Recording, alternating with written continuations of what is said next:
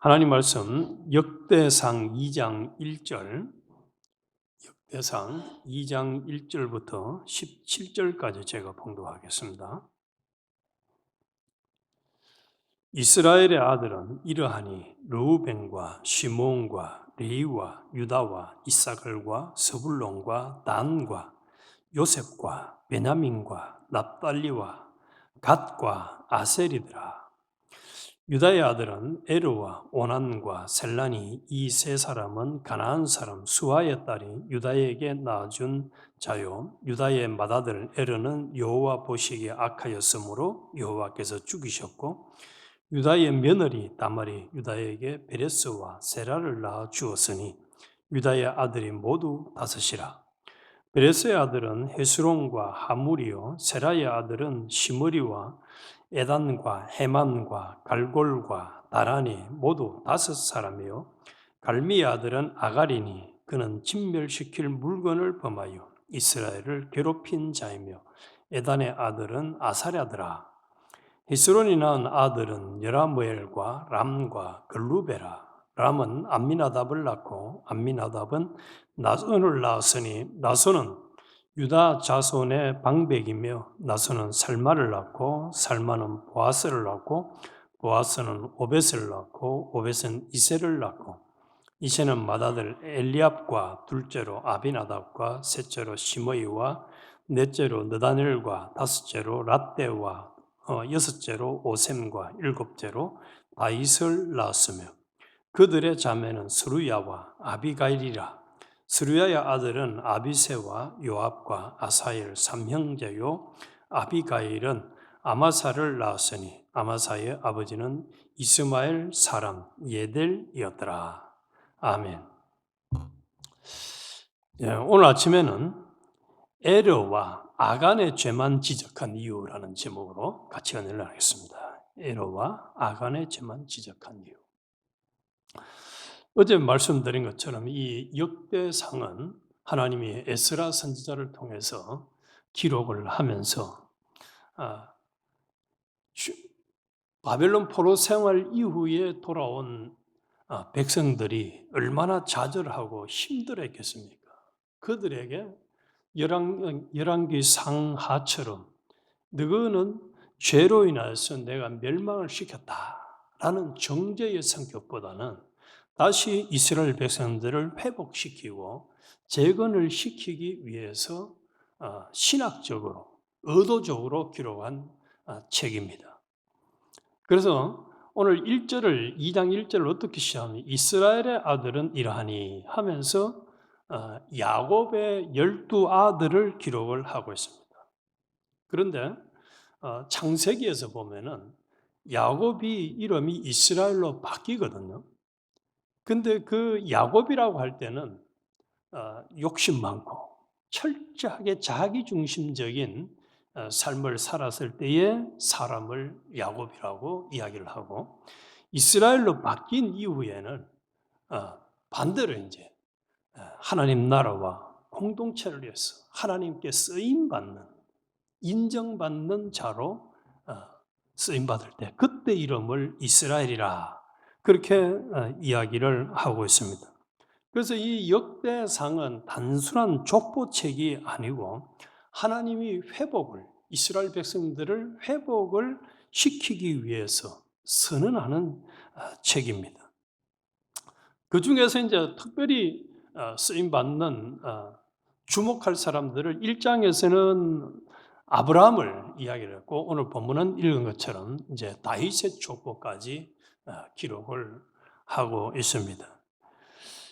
그래서 그런데 이제 이 역대상을 쭉 이 9장까지 이제 족보 이야기가 쭉 나오는데 읽어보면은 완전한 사람들이 다 있는 게 아니에요. 불완전한 사람들이 계속 중간중간에 들어 있습니다. 어제 읽었던 1장에서도 그렇습니다만 이 2장에서는 특별히 이 두 사람을 기록을 하고 있어요. 제가 이 2장을 계속 반복적으로 묵상하면서 참 특별하다. 왜 특별하냐? 족보 이야기를 하는데 요 에르라는 사람, 자, 3절을 한번 보십시오. 유다의 아들은 에르와 오난과 셀란이 이 세 사람은 가나안 사람 수아의 딸이 유다에겐 낳아준 자요. 유다의 맏아들 에르는 여호와 보시기에 악하였으므로 여호와께서 죽이셨고, 악함으로 죽이셨다라는 이름이 또 기록이 댓글로 달린 것은 요 에르입니다. 에르. 왜 하나님이 다른 사람들은 누구를 통해서 낳고 또 어머니가 누구고 아버지가 누구도 요 얘기를 하다가 족보 이야기에다가 요 사람을 중간에 에르라는 사람이 하나님이 보시기에 악해서 죽였다. 하나님 죽이셨다. 왜 족보에다가 이름과 죄를 함께 기록을 했을까? 이것은 이 역대상의 족보가 혈통의 기록이 아니라 언약의 계보이기 때문이겠습니다. 그래서 고대의 일반적인 족보는 이름과 출생 순서만 기록을 하는데, 그런데 역대상은 다릅니다. 하나님께서 누구를 통해 약속을 이어가셨는가를 보여주는 책. 누구를 통해서 약속을 이어가셨는가? 오늘 우리에게까지도 이 자리에는 우리를 통해서 하나님이 계속 이어가기를 원하셔서 이 말씀을 묵상하게 하는 것이죠. 그래서 언약을 이어간 자를 강조하고 동시에 언약을 끊으려 하는 자는 이름만 두지 않고 요 에르처럼 딱 경고로 기록을 해 주셨습니다. 이 에르는 창세기 38장과 연결하여 볼 때 유다의 장자로서 혈통상으로서는 다윗의 계보의 정상적인 출발점입니다. 장자를 통해 쫙 이어주는 출발점인데 하나님 보시기에 악했다는 거예요. 여호와 보시기에 악하였으므로 여호와께서 죽이셨고 하나님이 직접 에르의 생명을 끊으셨습니다. 그래서 이 언약의 계보가 계속 이어지는 것은 철저하게 하나님의 선택으로 이루어진다는 사실입니다. 우리가 한편으로는 조금 우리가 정신을 차리고 열왕기상하를 묵상했으면 귀가 따갑다 할 정도로 여호와 보시기에란 말을 들었지 않습니까? 여호와 보시기에 악했다. 여호와 보시기에 정직했다. 그런데 이 에르라는 유다의 장자는 악했다는 거예요. 족보에다가 딱 기록해 놓은 이유. 언약을 이어갈, 하나님 나라를 이어갈 백성들의 족보 중에서 에르는 끊었다는 거예요. 하나님이 우리에게 강력하게 한편으로는 1차적으로는 이스라엘 백성들에게 이제 다시 회복을 시켜서 돌아와서 포로 생활 돌아와서 회복을 시켜서 하나님 나라를 세워가고 확장시켜 나가는 데에 있어서 에르와 같이 여호와 보시기에 악한 사람이 평가는 받으면 안 된다는 거예요. 하나님이 손을 보신다는 확실한 경고죠. 아주 분명한 경고. 여호와 보시기에 악했다. 그러면 이 자리에는 우리는 하나님 보시기에 어떤 자이겠습니까? 또 7절에서 한 명이 더 나옵니다. 7절. 갈미의 아들은 아갈이니 그는 진멸시킬 물건을 범하여 이스라엘을 괴롭힌 자이며, 이 아갈은 우리가 잘 알고 있는 아간입니다. 아간. 아간을 아갈이라고 발음하기도 하고 아간이라고도 발음을 하는데 여호수아 7장에서 기록된 이 아간을 지금 이 에스라가 역대기 기자가 딱 다시 소환을 해가지고 뭐라고 기록을 해놨습니까? 아갈은 진멸시킬 물건을 범하여 이스라엘을 괴롭힌 자이며 라고 말씀을 하고 있습니다. 이 아간은 언약의 파괴의 대표적인 인물이죠. 그래서 개인의 탐욕으로 인해서 공동체가 전쟁에서 패배하도록 한 원인을 제공한 사람이었습니다. 그래서 이 역대상은 온 이스라엘을 괴롭힌 자라고 요 아간의 인생에 대해서 정의를 딱 하고 있습니다. 그래서 이것은 역사적인 평가가 아니라 신학적인 평가예요. 그래서 역대기 저자가 족보를 멈추고 이 신학적인 경고를 삽입한 것은 이 아간과 같이 걸어가는 길은 언약 백성으로 걸어갈 길이 아니라는 거죠. 하나님 백성들은 아간처럼 살아서는 안 된다는 거예요. 그래서 하나님은 족보 속에서도 침묵하지 않으시는 하나님이에요. 이름을 남길 수 있지만 언약을 깨는 죄는 반드시 평가한다는 사실. 이거 참 무서운 말씀, 경고의 말씀입니다. 하나님의 백성 안에 있다고 해서, 우리가 예수를 믿는다고 해서, 내가 예언교회를 다닌다고 해서 하나님의 언약 안에 자동으로 머무는 것이나 언약 백성이 되고 또 복을 받는 것은 아니라는 것. 이 아간을 통해서 또 에르를 통해서 하나님은 명확하게 선언해 줍니다. 우리 우스갯소리로 그런 말들이 있지 않습니까? 나는 교회 안 다니도 마누라가 치맛자락만 잡아도 난 천국 갈 수 있다는 사람도 있고, 또 심지어는 나는 예수 믿는 사람이다, 나는 교회 다니는 사람이다 하는데 정작 이 하나님이 지적하는 하나님 보시기에 정직하고 거룩하고 진실한 사람인가? 그건 다른 얘기예요. 자, 우리 여기서 한 가지 정의를 해보십시다. 하나님 보시기에 악했다 하는 이 악하다는 게 정의가 뭡니까? 이것은 성경에서 악의 반대가 선이고 선의 반대가 악인데, 악은 철저하게 자기 중심, 자기 위주로 살아가는 겁니다. 생각도 말도 행동도 자기 중심, 자기 위주.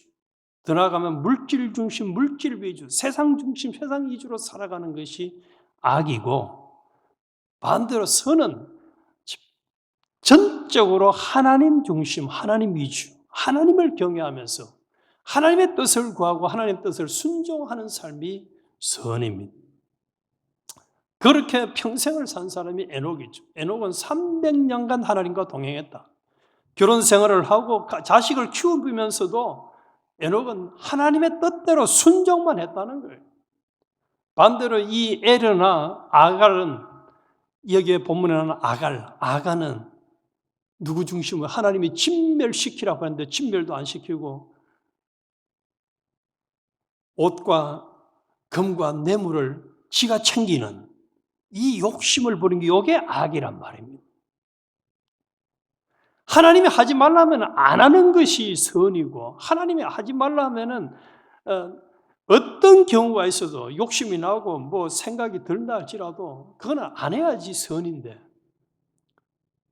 에르와 아간은 그렇지 않았다는 거예요. 또 하나님 하라 하면은, 명령하면은 사적으로 들어가면 들어가는 것. 예수님처럼 십자가에 못 박히라고 하면 십자가에 못 박히는 것. 이게 선인데, 이 두 사람은 하나님 보시기에 언약 백성들을 괴롭히고 공동체를 허무는 삶을 살았다는 거예요. 이게 우리에게는 어떤 경고를 줍니까? 진짜 우리를 심각하게 돌아보게 합니다.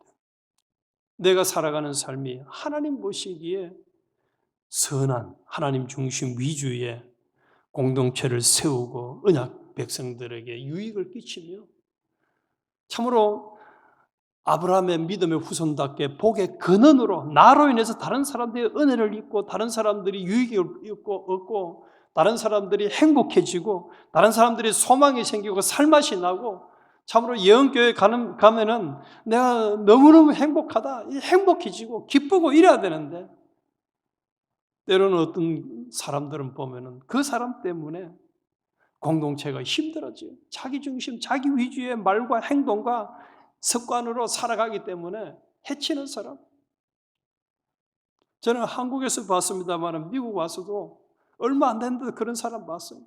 교회에 헌금을 했다가 헌금 내놓으라 해가지고 재판을 몇 년간 걸다가 그만 교회가 너무너무 힘들어지는 모습을 저는 본 적이에요. 하나님께 헌금했다가 다시 내놓으라. 법정 소송을 해가지고 말이죠. 이야, 참 대단한 사람이 있더라고요. 종류만 다를 뿐이지 악하게 자기 중심, 자기 위주, 물질 중심, 물질 위주, 세상 중심, 세상 위주로 살아가면은 하나님은 어떻게 평가하신다고요? 이 역대기에서 너는 악하다. 너는 공동체를 괴롭히는 자이다. 이렇게 평가를 한다는 거예요. 공동체를 괴롭히는 자이다. 너는 참 악하구나. 그건 내가 원하는 게 아니야. 그런 삶은 너는 살면 안 돼. 이 긴 족보 속에다가 이 두 사람을 딱 캡처해가지고 제발 이 말씀을 읽고 묵상한 너희는 그렇게 살지 말아라.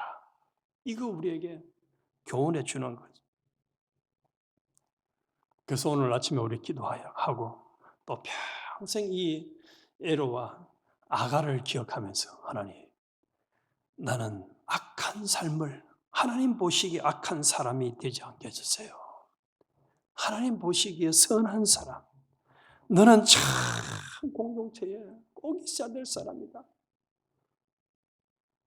에서드처럼 죽으면 죽으리다 하고 자기 목숨을 내놓고 공동체를 위해서 왕 앞에 나아가가지고 상황을 역전시키는 이런 사람이 하나님 보시기에 선한 사람이란 말이에요. 이런 사람. 그래서 하나님 보시기에 선하고 유익한 사람은 하나님이 반드시 챙기십니다. 예수님이 뭐라고 말하잖아요. 다른 사람을 위해서 찬물 한 그릇 대접한 것도 내가 결단코 잊지 않겠다고 했잖아요. 공동체를 위해서 다른 지체들을 위해서 유익을 끼친 사람은 하나님이 반드시 챙기지만은 요 에르와 아갈처럼 하나님 보시기에 악한 사람은 그렇게 하지 않겠다는 거예요. 이게 얼마나 참 우리에게 명확한 교훈을 줍니다. 그래서 우리의 생애가 1분 1초를 살더라도 우리는 하나님 보시기에 악하다는 에르와 아간처럼 살지 말고 하나님 보시기에 선하다, 정직하다 칭찬받는 우리 연 식구들이 되어야 하겠습니다.